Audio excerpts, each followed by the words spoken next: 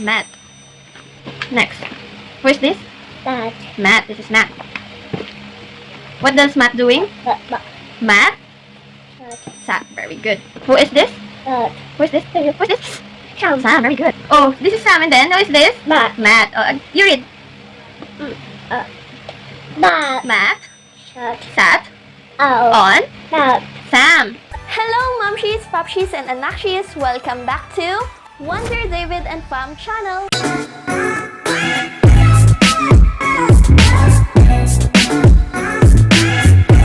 Hello, Momshies, Popshies, and Anakshies! Welcome back to our channel. I am your Mom Shian again, and for today, I will show you how I teach my son how to read. When David was 1 year old, I posted this video on Facebook, and some Momshies, Popshies, and even Titas of Manila was amazed on David's reading. You can also do this to your child by following these steps on teaching how to read in English. So, let's begin!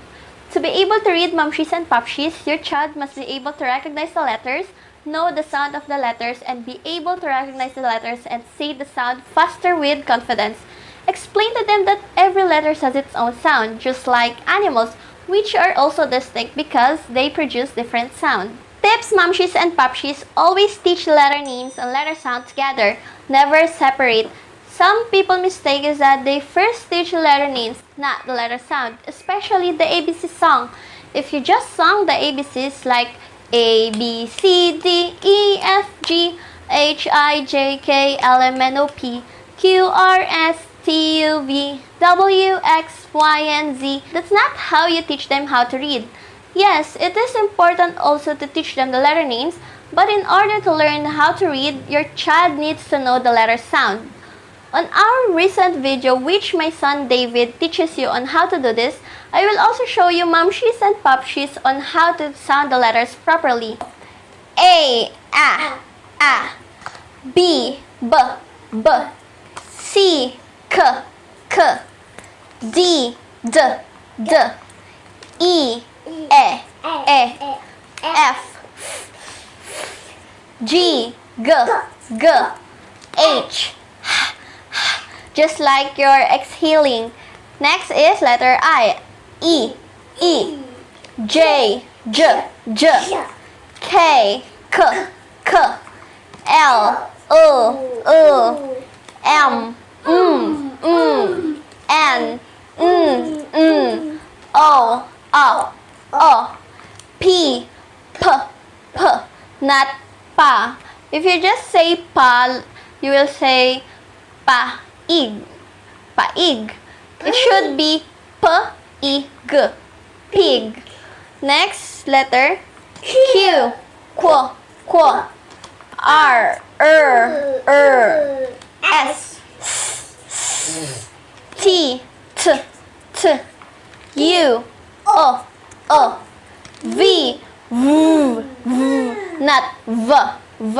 If you say V, you will say vaet, vulture. It should be vet. It should be vulture. Next is letter W. X, Y, Z. It's like the sound of the B. Another tip is that if you teach your child a letter name, always put together the uppercase and lowercase just like this. So your child will be able to memorize it together. It is important that your child know the big and small of each letter.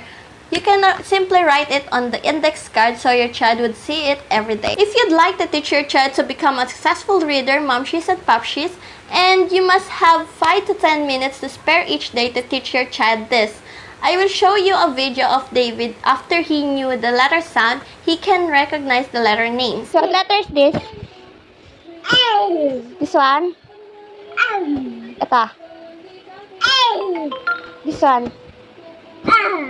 Momshies and Popshies, do you ever heard the word phonemic awareness? If not, here I will give you an idea of what phonemic awareness is. So, phonemic awareness is the most important skills to develop in the process of learning to read. So, what is phonemic awareness?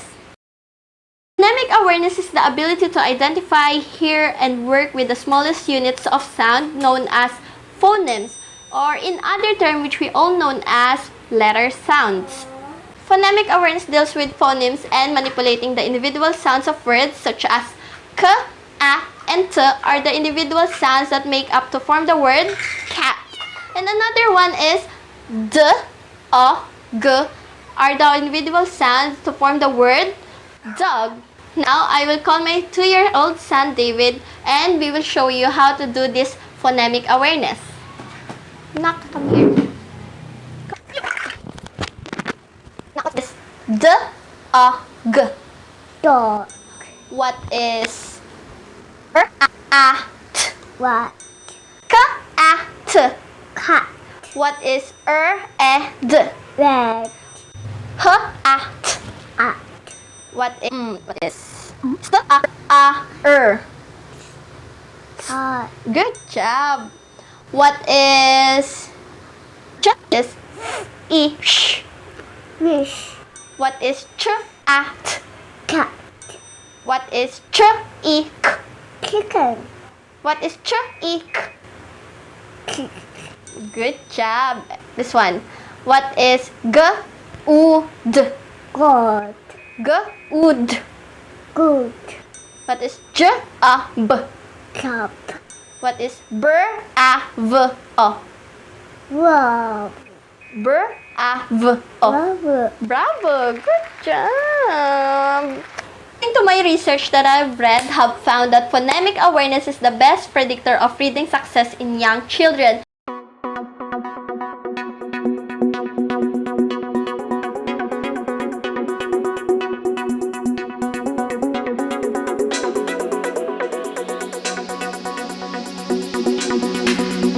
So, with the foundation of phonemic awareness can help a young child how to read and spell. And Popshies, how do you help your child to develop their phonemic awareness? So, one of the best way is through blending. We will get through that on our next vlog. So, stay tuned, Momshies and Popshies, for the next step on teaching any child how to read in English easily. That's it, Momshies and Popshies. If you find this video helpful and informative, please do like and share to your friends the link of this video. And if you haven't subscribed yet, please do subscribe and hit the notification bell to notify you for our next video. Thank you for watching. Keep safe and have a nice day. Bye! Momshies and Hello, Momshies, Popshies, and Anakshis. Welcome back to our channel. Yes, yes. Hello, Momshies, Popshies, and Anakshis. Welcome back.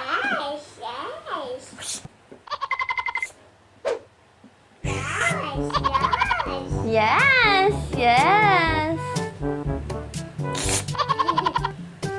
Quiet.